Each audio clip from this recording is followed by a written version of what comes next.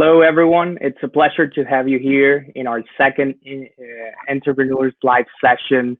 And today we have a very special guest, Mr. Jaume Sanpera.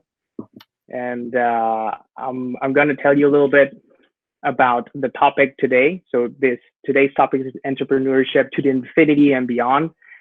So entrepreneurship is getting hotter than ever with the new space industry. First was the .com industry, after telecom and 5G. Now it's the time of the new space entrepreneurs. So the world is too small for us, it seems. So a little bit about the speaker. He's an experienced CEO with a demonstrated history of working in the telecommunications industry. Jaume is skilled in business development, mobile devices, product management, and wireless technologies. He has a strong entrepreneurship focus and is a graduate in IES Business School and University of Navarra. A serial entrepreneur, founder of Technotrends, who exited in 3 years, founder of Ambientum, leading the environmental sector in Spain, founder of Eurona, #1 telecom satellite operator in Europe, listed in 2010 with 2 million turnover, taking the company to a turnover of 150 million euros and 9 million EBITDA in 6 years, raising more than 70 million capital. So this is amazing. It's a real honor and a privilege to have Jaume here with us, who will be interviewed by our very own faculty entrepreneur, Antoine Delmas. So before we start, I would like to ask our audience to tell us a little bit, where are you from, if you're a student, if you are a prospective student, just tell us a little bit your nationality, where are you? You can do this on the chat.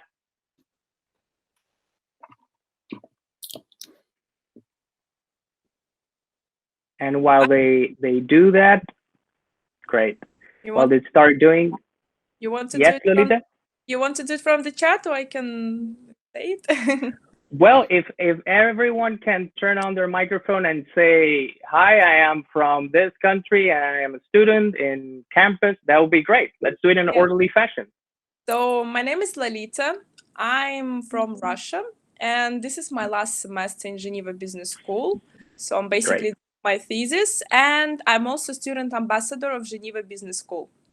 So basically, we're doing quite similar jobs together by working in GBS. So yes. Fantastic, Lolita. Let's see who's next. Maybe Manuel. Yeah, hi everyone. I'm Manuel. I'm from Germany. At the moment, I'm studying in Barcelona campus. I'm one of Antoine's students in building a business. So yeah, I'm excited to see what you tell us today. So thank you for being here. Fantastic. Saka, she just posted a message. Yeah, some are writing down, so if anyone wants to talk. Great, fantastic. Well, without further ado, let's give the floor to Jaume and Antoine so we can start the interview. I hope you all enjoy it. And thank you very much for being here. Thank you, Eduardo. Thank you. All right, cool. Well, I mean, great introduction. That's for sure. For you, Jaume, it's very, very impressive. So yeah, I'm very happy. This is the second time we do this. We started 2 weeks ago. We did the first talk. It's a new project that we're doing in Geneva Business School, and it's to invite people from different industries and entrepreneurs, of course, and connect it always with entrepreneurship in general and to students, right? Because at the end of the day, it's university.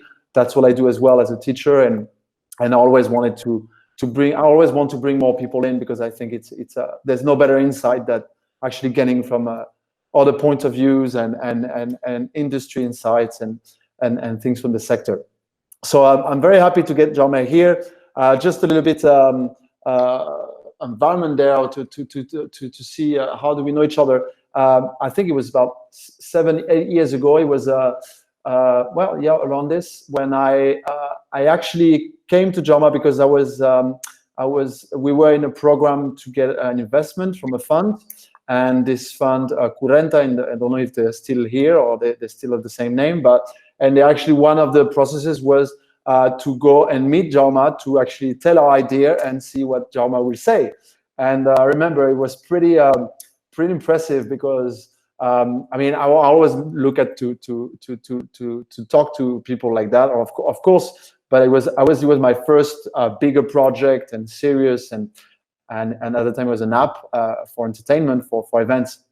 And I remember I arrived there, this amazing office, and he was on the top floor of that big building, right, with that amazing office there. And I dreamt that I would have an office like that at some point. Oh, yeah. And yeah, it was quite impressive. And of course, I researched his background, and I was really interested to talk to him. And we were different startups there, and we all had to present our ideas to Jaume. And the funny thing is, as much as impressive was all that office, Jaume was very informal, right? So it was not. At the end, I was scared to present, of course, as you can be, because this is going to define a lot, right? And whatever he's going to say to the investors, and is it the right company to invest in or not? Or because I mean, you were an advisor at that point, and so really good ear to listen. That was great, and really good feedback. And I remember it was a pretty tough feedback, because it made us realize that in the market we were going into, the B2C market, especially this about entertainment, it was a difficult market to be able to gain traction and everything. But it was very honest and very good. And it was not like, hey guys, forget it. No, not at all. It was hey, it is what it is. Now you're gonna have to go for it and find ways for that. So great feedback. And I kept contact with Jaume little by little here and there.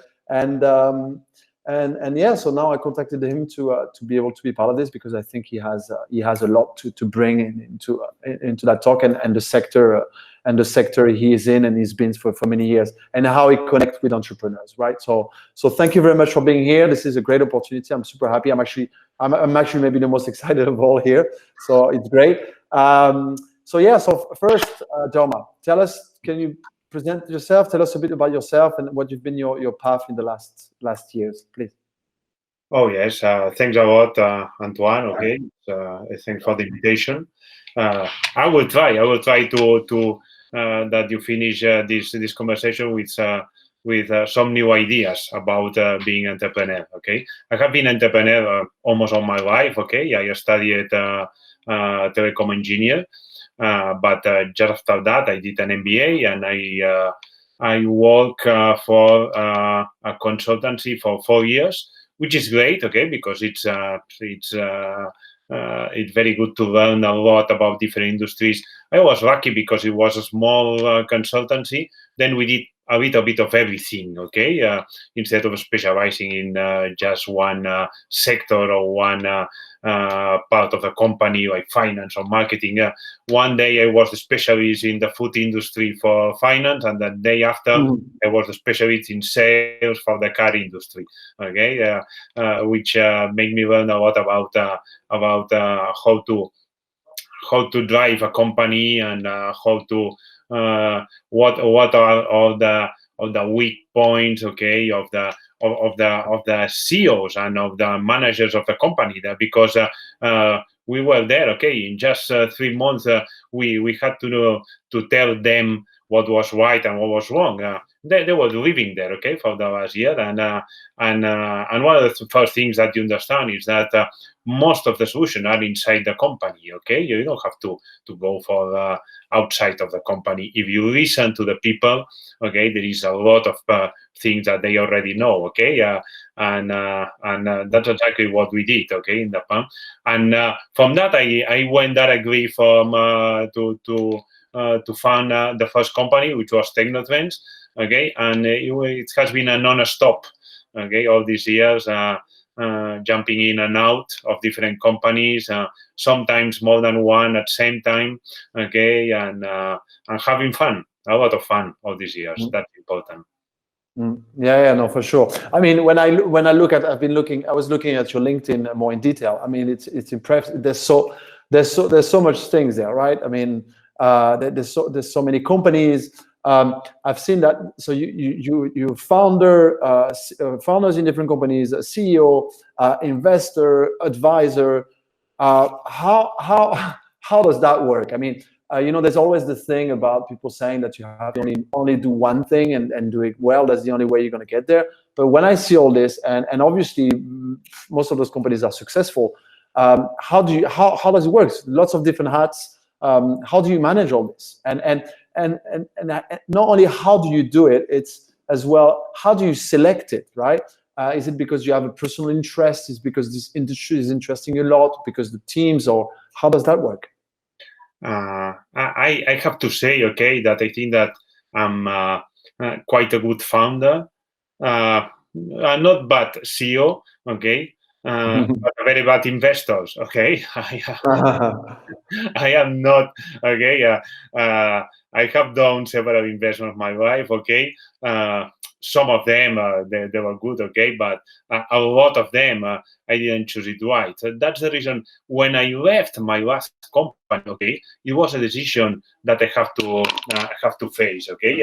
I got in front of me two possible ways to continue my career. One was just like an investor, okay, and to do a fund and to invest in startups, etc. And what I discovered is that what I have fun is creating myself, okay, and usually what you like is what you do right, okay. I am not so good in selecting. I'm very bad in selecting people, okay. I always say the same, okay.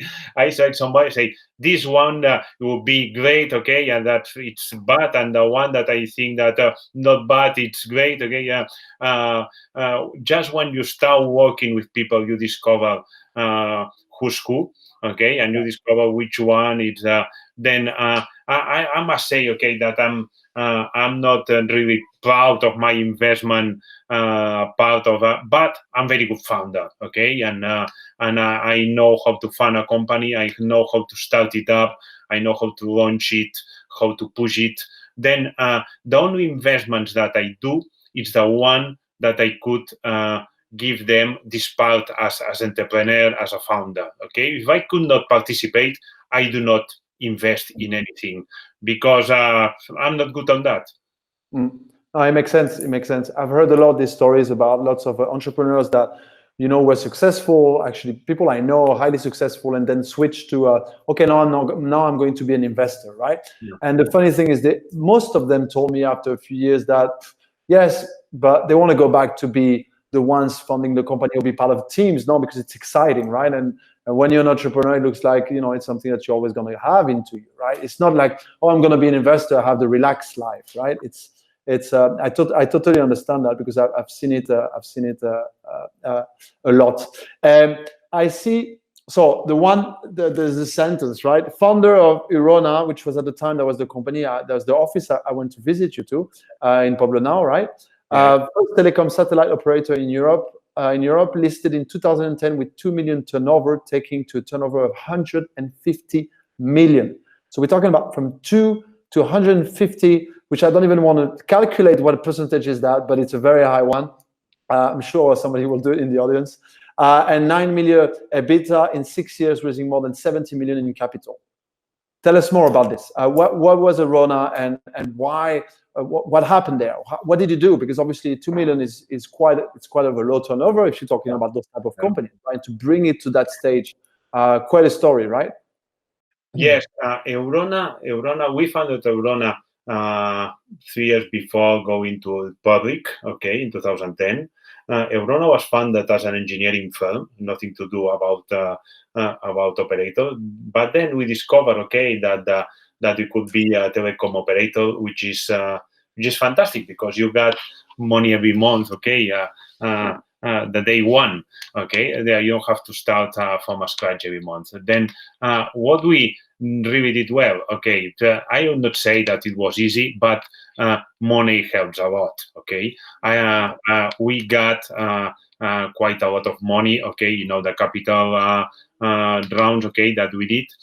Doing an IPO, taking a company public, it's spectacular, okay. It's the model because one of the problems when you want to grow fast as we like, okay, it's that sometimes you got very good investors that they understand the business and they say clever things, okay?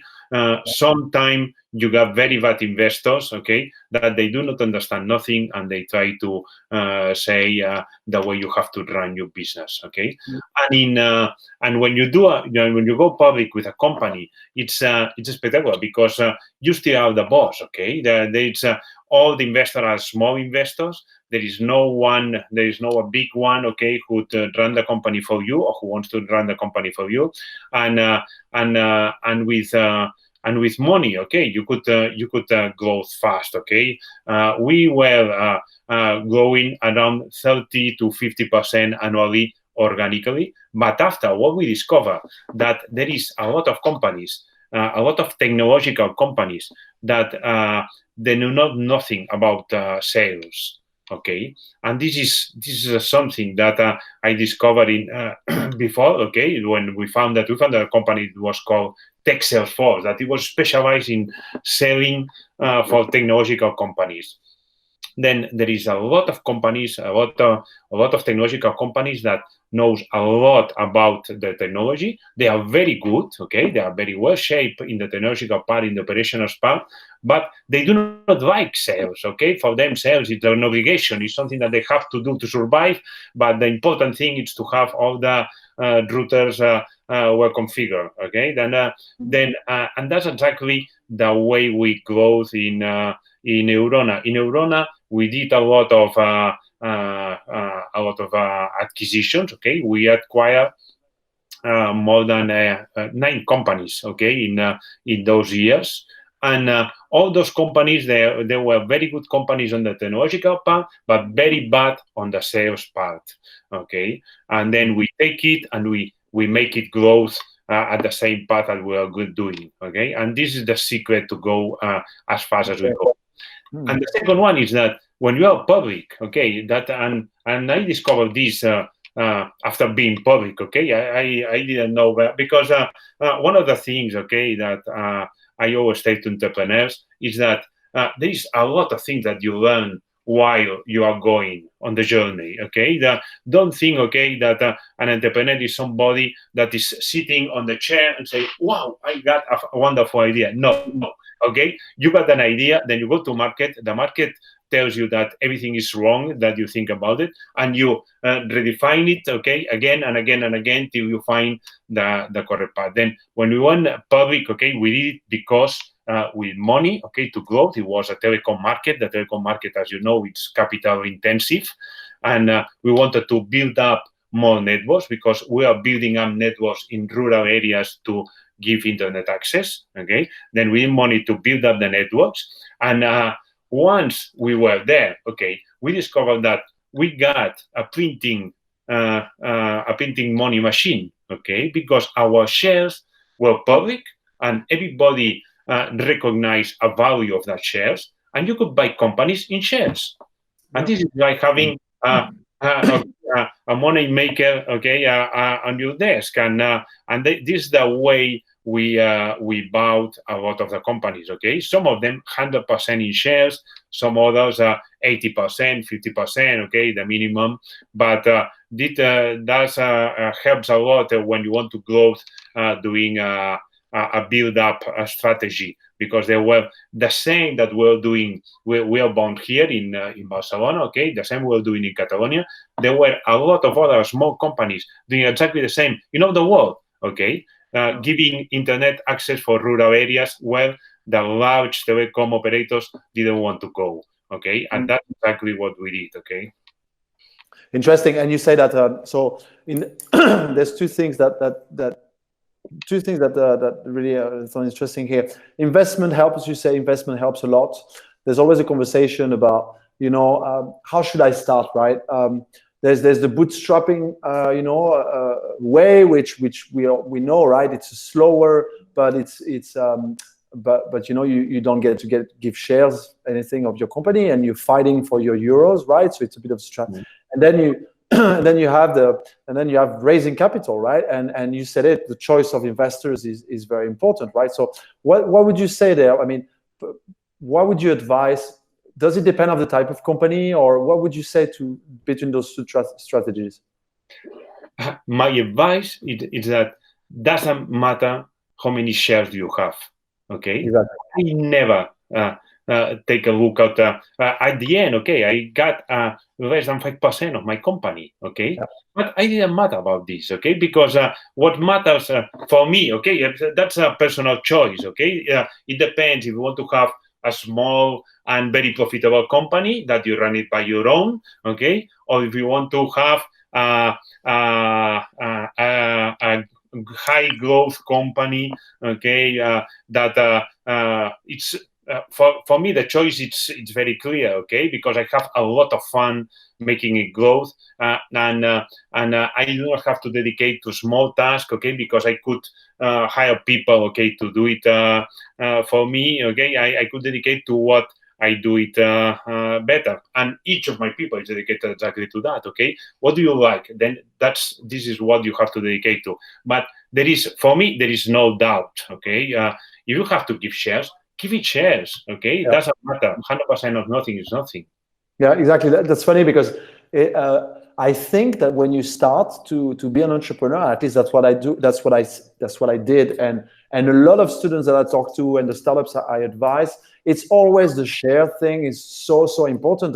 And I always repeat that thing that I heard at the time, which was, there's no point of getting 100% of shares of something that doesn't work, right? At the end of the day, right? It doesn't matter. It will not get you any value, right? No, exactly. It doesn't matter. And some people get worried about if I give too much shares, okay? If I lose the majority of the shares, okay, maybe they lay me out, okay? If they lay you out, it's because you are not doing it right, okay? It's very, very, very difficult to lay out an entrepreneur, okay? Because you are the one who knows how to run the company, okay? And the rest of the investors know nothing. And if they lay you out, it's because for sure you'll be the best for your part of the shares, okay? Because you are doing really the things right in a wrong way.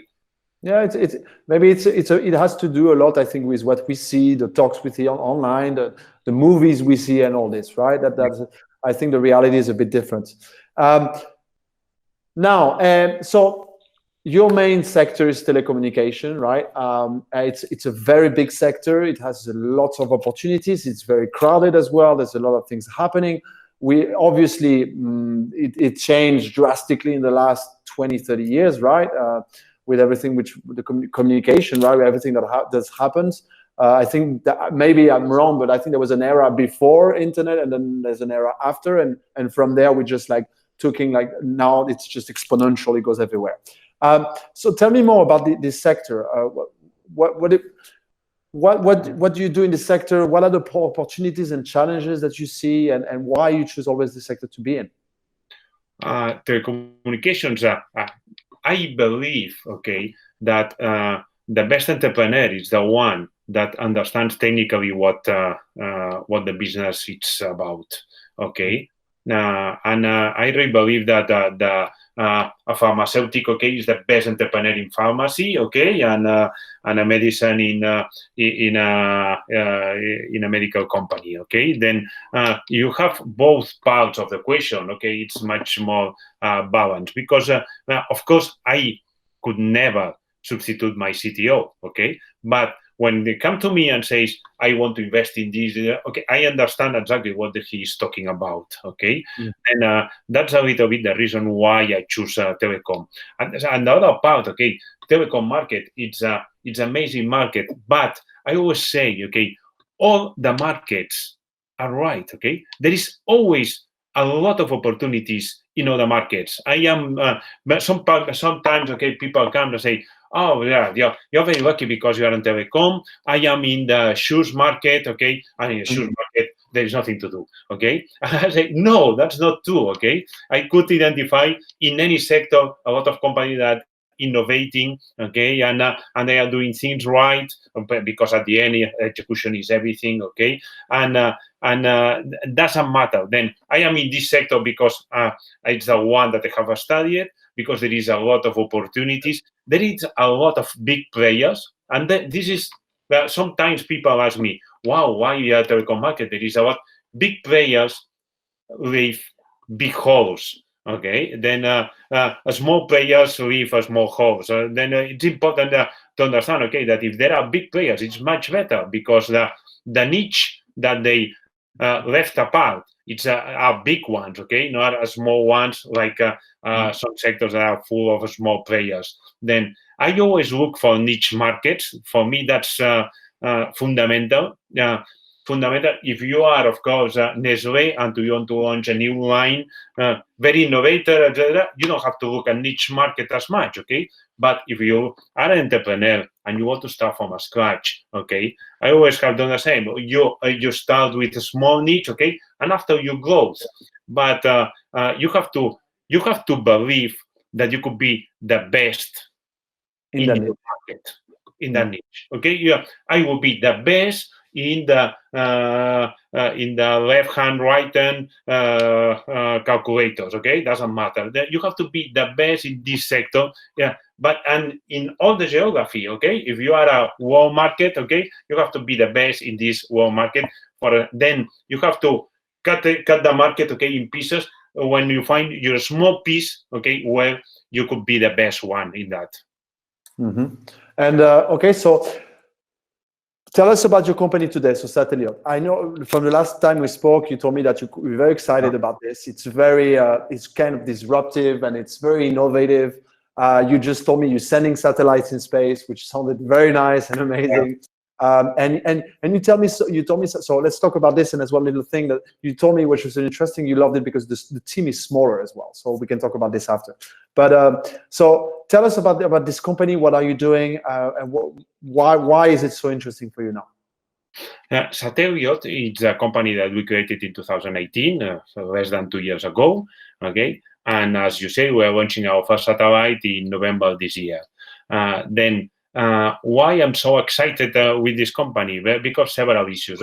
First one, IoT. IoT, as you know, it's a very high growth market. Okay, some people say that it will be 27 billion in 2025. Some people say 60 billion. Doesn't matter. A lot of things connected, and it's and when markets grows as fast as this, okay, there is a lot of opportunities for all the actors, okay? Then there is a lot of opportunities everywhere. This is the first one. The second one is that I have been on the satellite market for the last 10 years, okay, in the telecom, but in the satellite. And the satellite industry, it was like an oasis in the middle of a telecommunication sector that was changing so fast that they were not affected by this, okay? Because I will enter just for a second in a technicality, okay? But because it's important to understand, okay, all the satellite industry was based on geostationary satellite. Geostationary satellite, the satellite that are 36,000 kilometers away, okay, around the equator of the world, okay? And then the important here is that there were very few spaces left, okay? And this is what an entry barrier, okay? Wow. I mean, you mean space? There's actually there's no space to put. There's no space. There's no space. If you go 36,000 kilometers away from the Earth, okay, and you go on the ring that it's in the equator, there is no space there. You have to rent it. If you want a space to put your satellites there, you have to pay a lot of money.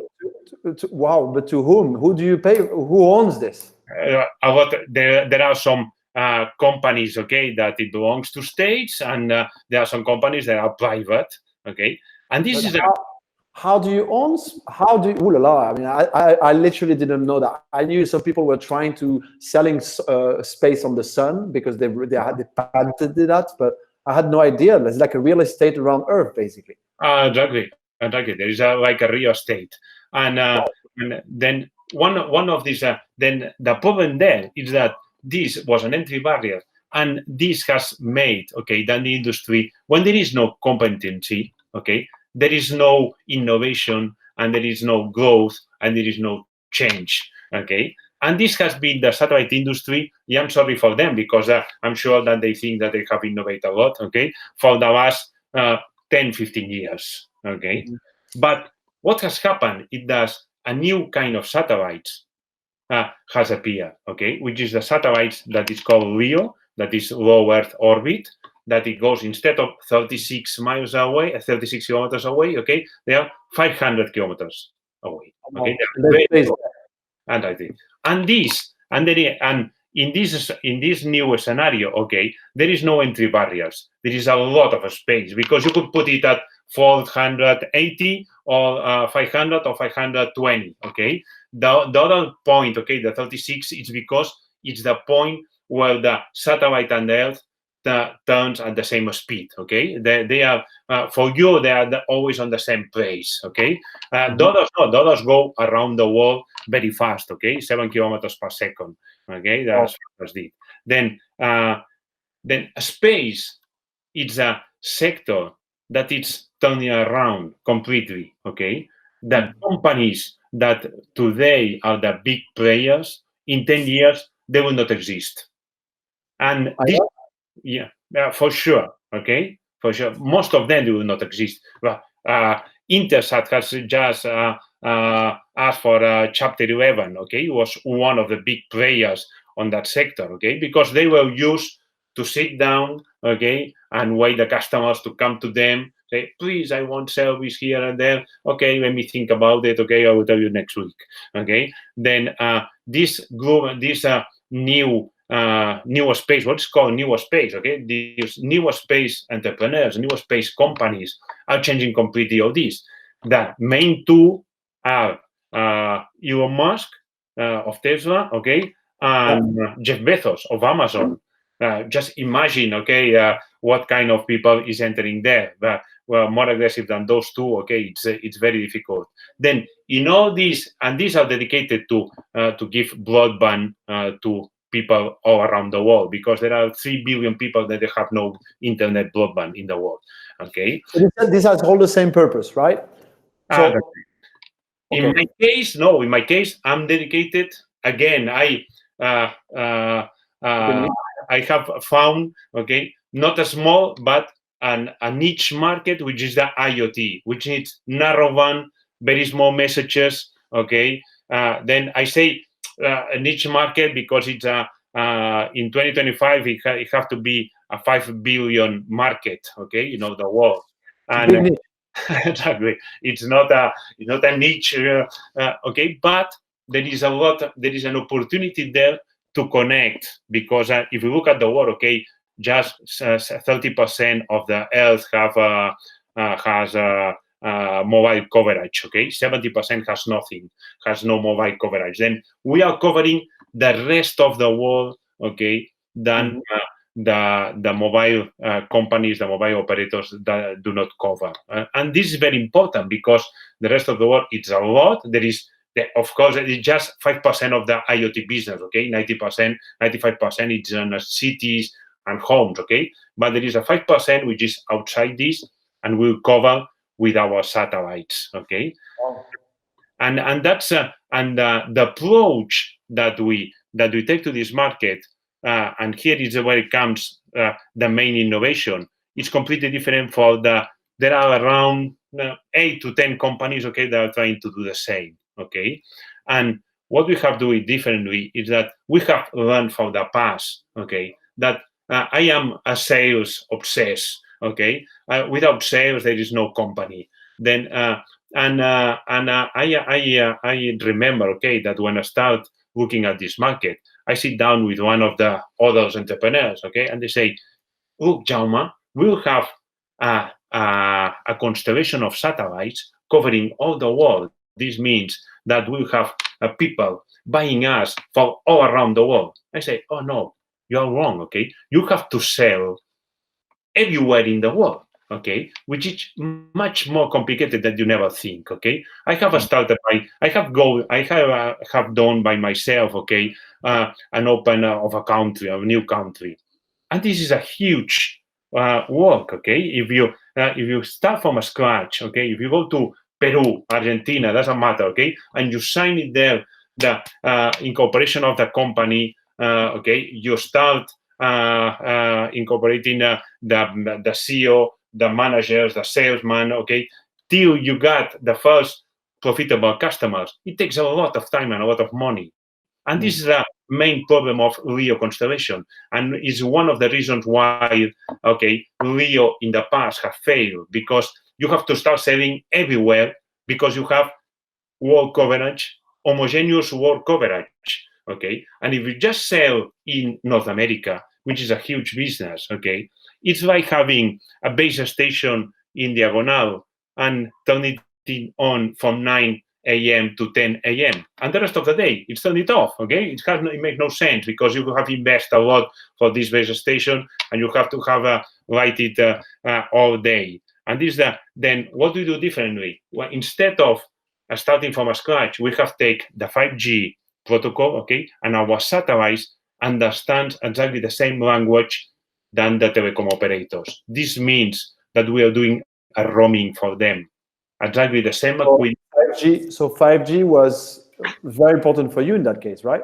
Exactly. 5G is our protocol, It's exactly with what we are working our equipment, Then we don't have to do user equipment because the telecom operators already are doing it for us, And what we are doing, and our customers will not be final customers, will be the mobile telecom operators, will be Telefónica, Movistar, or Claro, or Docomo, will be our customers. And what we say, when your customers go out of coverage, do not worry. We'll take the message, we'll give it to you, and you finish the circle, and you take the money from the customers and you pay to us, That's the reason why we take this approach. That it's much more complicated in a technological way, but in sales, which is important, it's very easy because telecom operators are already used to sign roaming agreements all world around, It's just another roaming agreement that it comes from a satellite instead of coming from a country,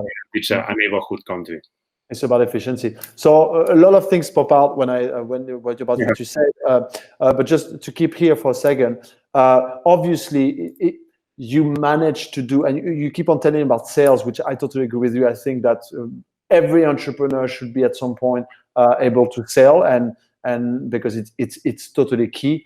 But in terms of sale for Satellite, then obviously you had that from the past, right? The contacts with Telefonica, Movistar, and all of this, right? So it makes it. Would you have started Satellite if you did not have all this, not only the knowledge, but as well the sales contacts, right? Those relationships with those telecom.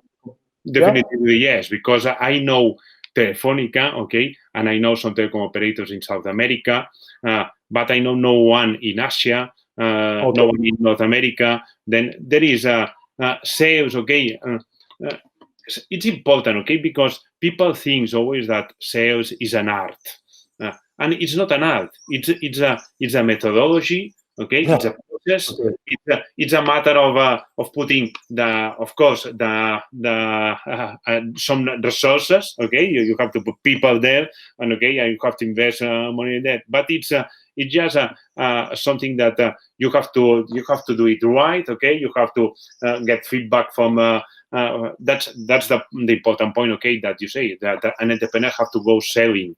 Why? Because it's the only way that they will understand what the customers really need, And this is key.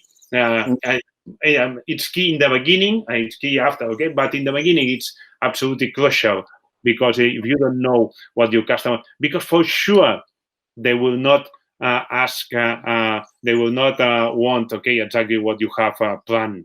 That's something that never works like this. No, for sure. And when we talk about IoT, for me, it's something everybody's talking about. IoT, 5G, it's right now, right? There's controversy as well, and there's a lot of subject about that, and we're going there anyway. But about IoT in its case, everybody knows what it is, but what is it really? How would you? Because you know what I mean? Like, there's always this Internet of Things, right? To connect everything together. Is it really working today? Because is it something that's still we're like looking how to connect everything, because there's so many brands in the market, because if you want to connect all of them, they have to communicate somehow, right? And so it's a big market, but is it really happening today, or are we still developing it? And what is the future of it? we are still on the beginning of IoT, without any doubt. For example, in cities, in Barcelona, okay, the next trash bins, okay, and the next trash containers, okay, will be all connected. Okay, all the light bulbs they are already connected. There are things, okay, that are already connected, but there is still a lot of way to go. Okay, we are on the starting point. Okay, and little by little everything, because there is a lot of benefits on having things connected like infrastructure. Okay, that there is a lot. I was talking with Generalitat de Catalunya, with the trains. Okay, they wanted to know if there are some rocks fall down on the rails. Okay, there is a lot of connectivity in fishing. Okay, all the fisheries all the fishing boats have to be connected, to know where do they fish. Okay, if they are on the white zone or not. Okay, there is a lot of connecting cows. Okay, connecting Allocate. It's very important, because if they understand which is the humidity, which is the of the soil, okay, and in real time they know there are some savings published, okay, that they talk about 60 and 70% of the water could be saved, because they just do it everywhere at the same time. Okay, exactly on the same in infrastructure, for example, to see all the infrastructure, the bridge, okay, that fall down in Italy. Okay, it can be demonstrated. Okay, that it could be, if we monitorize this bridge. Okay, the bridge was moving. Okay, then it could be detected before they fall down. And a lot, of course, the connected car is the easiest one, but the trash bins. Okay, now just imagine that when a truck that is going to with every day does exactly the same. Okay, the same per car.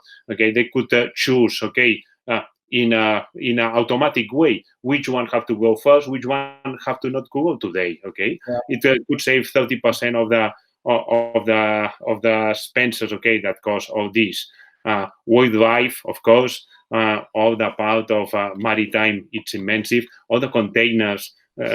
If you talk with MCC, okay, the logistic company, they say, okay, that they lose thousands of containers, of logistic containers every year, thousands. Then they know where they are. I'm sure IoT will be. So IoT, we can say that IoT is changing and will change drastically everything, right? So about waste, about productivity, about everything, right? Do we think about IoT? I'm just thinking about that now, but do we think about IoT on humans in a way or another? Oh, yeah, for sure. Okay, yeah. It will start on the logical way, okay, for elderly people that get lost, okay, and child, okay, that you want to control them. But we will follow all the health issues, okay, that they have already started, okay, with the watches, with the electronic watches, okay, that will follow everything, okay. The shoes will be connected for sure. Suitcase will be connected, okay. All these when you lose in the airport, okay, and doesn't arrive suitcase, okay, you will know where is it, okay. The companies know, okay. All these things will be connected for sure. Bicycles, all these, all the outdoor sports, okay. They have a problem, okay, because there is a lot of people that dies in the middle of nowhere because they could not communicate. All this will be solved with IoT and satellite. Yeah, I mean, as I was reading about, you must know the writer Yuval Harari, that wrote *Sapiens* and *Homo Deus*, great books, and he was talking about the crisis of COVID and where we are now, and the governments are going for. We have this surveillance, and which is IoT mostly, or he calls it over the skin, and he says that we're going to go to the under the skin, right, which is going to be inside our bodies, right, and this is inevitable that we're going to go into that at some point. You say that, so. When you're talking about the niche, and I think it's very important for everyone here that listens, because there's always a worry, and I totally understand that too. It's overwhelming, and people are worried about, okay, I want to start something, but then I'm seeing the world, it's full of competitors, it's full of everything. And I think that this specific thing gives attacks the motivation of young entrepreneurs to start something, right? They're like, okay, it's overwhelming. They're like, I can't even imagine to do something like that because, I open internet and I see 20 people doing it, right? So what would you say because I think it's a very important starting point. What would you say to your entrepreneurs? Well, what I say is that first, okay, you have to invest that much money to start, okay, and for sure, if you invest in your university, this is another way to learn a lot. Okay, it's a university by itself. Then there is a lot of holes in all the markets, as I told you before. Okay, I really believe it. And once you enter, you will discover. But it's impossible to do it without swimming. Okay, without launching in the swimming pool. Okay, from outside, okay, everything seems impossible. And when you enter, okay, you discover that there are places where the people is doing things very bad. Okay, there are places where nobody is taking care. There is a lot of opportunities if you innovate in this world. A lot of opportunities, and it's completely impossible to discover it. Okay, without doing. The only way to start a company, it's just do it. Okay, just do not. There is a lot of. We are lucky, okay, because Barcelona it's a startup hub, okay, but in Europe in general, okay, there is a lot of money for startups, okay, and it's not that easy to. It's difficult, okay, if you want to get a funding of millions, okay, but if you need some tens or some hundreds of thousands of euros, okay, it's not that difficult if you got an idea, if you present it right, okay, if you have a good team with you, if you are motivated, okay, it's not that. Then just do it, okay. There is no way for not trying. No, totally. I totally agree. I keep on saying to my students, just prototype it and see. It doesn't matter if it doesn't work. At least you will learn, right? And when the right idea will come, you will have this experience of jumping, right? But there's always this overwhelming thing, looking for money and too many competitors, which I understand. But I think we have to, more make it smaller, right? And as you say, take that niche, right? Take that little slice of the pie, try to be the best into this, and then you will see later, right? What are the first? What would you think will be to go? What do you need to do to take an idea from an idea to a successful business? What do you think? What do you think it is? What is it? Is it only product? Well, sales, obviously. This I understood for sure. Exactly. And I think that you have to be very flexible on your initial idea. That's very important. Okay, that doesn't matter. You have to recognize, and this is something that in Europe we have to learn from US. Okay, US people, it's but they don't care. Okay, we say it. Okay, it have to be red for sure, completely red. Okay, and 1 week after say, well, wrong. Okay, it never have to be red. Okay, we'll do it blue, and they don't care about this. Okay, here in Europe we stuck in an idea. Okay, and to say I was completely wrong. Okay, that's it takes a lot of time, too much time. Then flexibility and speed is the most important thing. Okay, you start with something. Okay, and then you see why I was saying this stupid idea, okay? And it happens to me continuously, okay? Then we turn it a little bit right, okay? And you finish looking and to some market in some different way, okay? You never imagined at the beginning. And then this is what it takes a success. And of course, a lot of enthusiasm, a lot of work, some luck. There is a lot of factors, okay? But the main one is that if you do it, okay, and you start going step by step, okay, you finish in a place, okay, that you never thought that you are going, okay, but for sure there is a, and if not, doesn't matter, okay, that's important. That's the second point, okay. I have built up for myself 10 companies, okay. Some of them I just shut it down because it make no sense, okay. We're going nowhere. Yeah, no, it's flexibility. I think it's very important, and of course being motivated, enthusiastic. And did you have mentors? Did you have people you could talk to? That could advise you when you started? Not much, honestly. Okay, yeah. Well, what I got, it's because mentor is somebody that have already done your way, okay, and you learn for that. Okay, I use a lot of people. I try that clever people stay with me. Okay, this is very important. Okay, a company, even large companies. Okay. Are large and good companies because there are 2-3 people in front of the company. Okay, yeah, you need the ones that are in the top of the companies. Okay, it's priceless to have somebody that's good with you. Okay, it has no price. Then you take these people and. My mentors have been my colleagues, okay, that have been with me, okay, and just talking with them. Okay, what do you think about this? Because I'm not sure, okay, what I have to do, because I have this, at the end, yourself arrive to a conclusion most of the times, okay? You don't need, because I believe in mentors, of course, I believe in mentors. There are very good ones, okay? I don't believe as much on advisors, on the people, on board members, okay, that just jump in, okay, they know nothing, and it's... And say something, I totally agree. I do not. I am not able to do that. Okay, maybe they are more clever than me. Okay, but I feel completely impossible. Okay, to jump into the company. Okay, once a month to say something that adds value.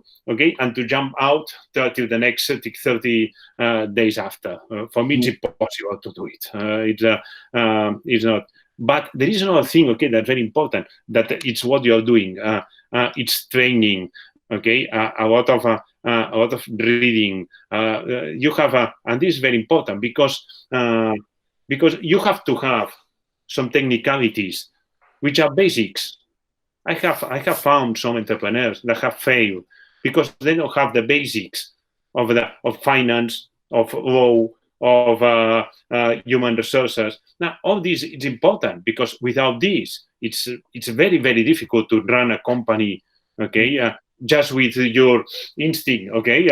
I think that, no, you don't think that, okay? Look at your numbers, and you have to dominate your numbers, okay? You have the when I do not like those when I sit down with some entrepreneurs, okay? I love that they know the numbers, okay? Which is your margin, okay? How many people do you need to sell that much, okay? How much does it cost? The product, okay? How many products do you have to? The basic ones, but some of them. Oh, just let me. I have an Excel. No, you have to have it here, because if you don't have it here, it's impossible to react on time. Okay, when things happen. And know your product, know your numbers. It's true. It's true. The more you know, I always say that it has a lot to do with. You should be able to answer any question, right? And be comfortable to answer it, because that gives a lot of confidence to investors, of course, right? Okay, so now we're gonna do the second part. We're gonna do a rapid fire question. So the idea is that I ask a question and you answer quickly to those questions. So first, percentage: luck versus work versus talent. Oh, that's you have to be fast. So, I think that talent is the most important. Okay, then work, then luck. Then work, then luck. I believe a lot in bad luck, okay, but much less in good luck. No, yeah, there is people that have bad luck, okay, and everything goes wrong for them, okay, and I say, oh, yes, poor people, okay, have a very bad luck, okay, but good luck, it doesn't exist. Okay, yeah. What does motivate you to fight for success every day? What do you do? Because obviously, it's the entrepreneur life is tough, right? And along those years, what is that motivation that you have? Where is it from? I love creating from scratch. Okay, then honestly, for me, it's not so tough. Of course, there are moments that are not pressure, that for sure. Okay, there are moments very, very complicated in the entrepreneur's life, but the result and the journey, okay, that it compensates perfectly all this effort. Okay, so and how do you handle adversity and doubt? With more work. Okay, Okay. there's no way to do it. Okay, 3 skills and qualities to be a good leader. You're obviously a leader. You've been a leader many, many years. I think that the 3 skills that I would say it's humility. Okay, this is what it helps you to listen to people, to recognize when you do things wrong. Okay, to hire people that you believe it's better than you. Okay, egos is the one that destroys everything. Yeah. But we could apply this as well to building a product, right? Humility is how you're going to listen to your customer, and ego is going to be the one against it, right? You say, I know better than my customers, right? Exactly. Yeah. It makes you open to everything. One daily success habit. One day, sport. Okay. Yeah, I know. I keep on seeing your WhatsApp pictures in the change. You're cycling, right? Yes. I do a lot of sport. I think that, as you say, the life of entrepreneur it's hard, okay, and if you do sport, it helps you a lot to survive and a lot to support all these tensions, because there are a lot of you have to have a very good nervous system, okay, to resist all this. Then all the stress, okay, you take it out with sport. Yeah, I totally agree. I try to do that too. How do you define success? How do you define success? Having fun. Okay, that's good. I like that. I never heard this one. I really like it, actually. Wow, and that was very spontaneous. Wow, I love it. So obviously, for you being an entrepreneur, it has to be fun, right? So I'm just going to stop here for a second because I think it's very important. Do you choose your projects based on the fact that it's going to be something fun as well for you? You're excited about it? Yes, without any doubt. Okay. And the partners as well, the people you work with as well. Oh yeah. I do not want people with me, okay, that do not have fun doing it. I hate people that it's always, I'm tired. No. Okay, you have to be. That's the way you do it. Okay, the way you transmit and this energy is the one we need to build it up. Yeah, for sure. The most satisfying moment in business that you ever had? Can you recall one orgasmic moment? One orgasmic moment. Okay, the IPO. The IPO, putting the company public. Putting the company public. It's amazing. Well, in which country it was this? Where was this? In Spain? 2010. It must be incredible. That's for sure. It must be incredible. What key activities, and that's a very important one, they always have this, students asking me, what key activities would you recommend entrepreneurs to invest their time in when they build something, when they're going to start something, right? What do you think, what it is that the young entrepreneur should do? He has the idea, okay, now what? Where do you spend your time in? Of course, first, team, okay? And second, you have to be specialized on something. Okay, you could not do everything. I try to delegate a lot. Okay, what I say to my people is that, okay, if you need help, you tell me. If you don't say anything, it's because everything is right. Okay, I'm not going to look after you. Okay, is everything okay? Is everything? No. But if you are working, okay, then I'm not going to look at you. Okay, then you have to specialize, because it's the only way to produce. Okay, all you have to do, because there is a lot of work to be done. Okay, then a lot of and of course keep doing. Doesn't matter if it's an MBA or if it's a small course. If you read a book, okay, keep doing a lot of formation, okay, a lot of training, because it's fundamental. Because I read a lot, okay. I used to read a lot, okay, because in the books makes you think about, okay, different situations, and this helps you a lot in recognize yourself on those. Okay, last one of the rapid fire question. If you could start all over again, what would you do differently? Or would you do anything differently? For sure, I would dedicate more time to my family, okay, which is always the sacrifice that you do when you're an entrepreneur, okay. That's the only point, okay, that makes. Is it possible to find balance? I haven't found. Okay, yeah. I'm gonna have to find it. Okay, so and the last question, that's for everyone. Advices for young entrepreneurs and students. General advice to them. A general advice. What I have said till now, okay, do it. Okay, launch it. I have spent 15 days in South Korea last October. Okay, it was amazing. The government of South Korea have so clear that it's important that people does it. Okay, that you almost give 50% of the students. Okay, give help in order to start a startup. Okay, 50,000 euros. Doesn't matter. 25,000 euros. And then everybody's trying. Okay, because why not? Okay, I will advise exactly the same. Okay, just try it. It doesn't matter if, of course, if after you want to work for somebody else, the experience that you have had and the experience and the spirit, okay, that you recognize all the companies as yours. Okay, you will change the way you work and the way you do everything. Okay, it will be very important. I think that that's my advice. Yeah, I totally agree. And you told me about South Korea that they have a ministry of entrepreneurs and startups, which I think it's amazing. I mean, how forward is this? Not forward. It should be present, right? I think in Spain there's a problem to put. It doesn't come from the government. It comes from the people, right? And here. But it should start to come from the government because that's very, very important. And being an entrepreneur is key for people, for the economy, for everything, and to be creative and have fun. That's how you said it. Okay, cool. Thank you very much. I'm going to see there is questions. I think there was a question. Okay, we have. If anybody wants to ask a question, please put it on the chat. We have John. John is one of my students. He's American. He's actually building a project right now, which is a very interesting project.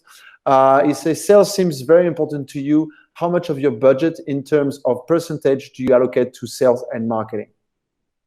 Okay, this is a very complicated question to answer generally. Okay, I invest very much more in sales than in marketing.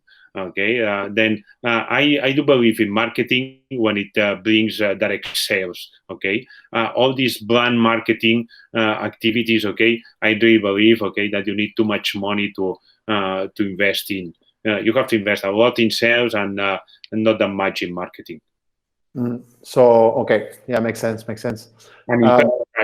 I don't know. It depends of the company. In the company what I am right now, okay, we have 20% of the people, okay, that it's focused on sales. But as company evolve, okay, because now, okay, even now that we have nothing to sell because our first product will be in 2022.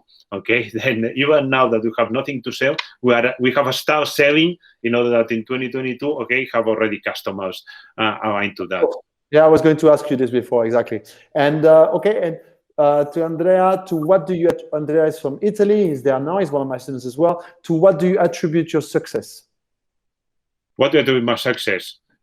Because I have choose things that I have fun doing it, okay? Then I do not care about dedicating all my life, all my enthusiasm, and I transmit it to investors and to customers. Yeah, definitely. Okay, cool. Just one thing for me now. Is it true Elon Musk is sending all these satellites in the sky? I mean, I had so many friends in Portugal sending me that they saw all these lights in the sky and it's happening everywhere. Is it true? That's what he's doing, right? Exactly. He will be launching on the first phase, okay, around 4,000 satellites in space, to give broadband internet access everywhere. And it's amazing because it will change completely the world as we know, okay? Because just a second, okay? Because it's amazing what he's doing.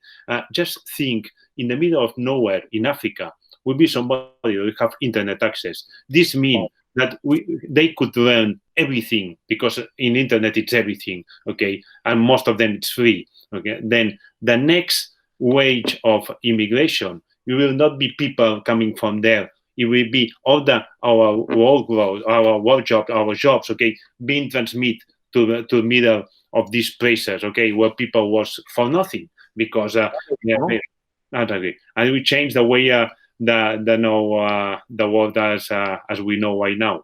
More opportunities, much more. I mean, we know we are stuck with so much in our cities, and like our cities are overcrowded. It's expensive, so why not? I mean, right now it's happening, and people are thinking with the COVID and everything, we are stuck at home, and a lot of people are trying to, why am I here anyway if I'm already home?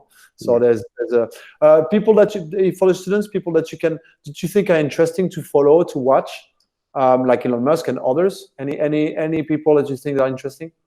Oh, of course, Bill Gates. Okay, it's an incredible guy, very, very clever. Elon Musk. I went to a presentation of Elon Musk. Okay, Elon Musk. It's interesting to follow what he does, not what he says, because he has nothing. Okay, I think he's no. I'm sorry. Seriously, he's a little bit autism. I don't know. It's a very strange guy. Okay, but what he does, it's incredible. Okay, and Bill Gates, what he says, which is it's one of the most clever guys. Okay, I have ever known. Okay, perfect. Thank you. I've written a lot of other questions, but we don't have time while you were talking. But I'll do that myself to you at some point anyway. Thank you very much, Jaume, for this. I love the insights you have, obviously, about your industry, but I love the insights about these positive insights about entrepreneurship. When the fun to have and everything, because at the end of the day, this is what we want. We're surrounded by a very difficult world. I think we have an idea that everything is going to be difficult, and we're not going to have the job that we want, and we're not going to be able to build. And it's more my generation and after, right? We are in that. And my mother always tells me, you have it much more difficult than we had, right? And it's good to hear that it can be fun too, and you can go for what you want and everything, and you can build, right? And I think there's much more tools today to do that than there was before. So great. Thank you very much for this, for this positive and this insight, Jaume. Thanks to you. Okay, a pleasure to be with you. Okay, Eduardo. Yeah. One quick thing before we wrap it up. Paloma is going to put on the chat box the form, so you can all rate your experience today during this session. Please take a few minutes, just a couple of minutes, to fill it out, and that will give us a good idea of if you enjoyed the session, and also to keep you invited for next. And one last remark. I truly agree with what Jaume was saying, and I concur completely. If you have fun, if you love what you do, you definitely will never work one single day in your life. So definitely for entrepreneurs, the purpose of their existence is to try, to go ahead, to not be afraid of showing their ideas, to work on what they believe, on what they dream. So it's great and very inspirational to have someone like you that have already walked an incredible path through entrepreneurship. And I truly believe that it is inspiring for all our students, our community, to have heard your insights, and it has been fantastic. Jaume, thank you very much on behalf of Geneva Business School. Thank you very much, Jaume. Thank you, guys. Thank you for listening. And thank you, everyone, for being here.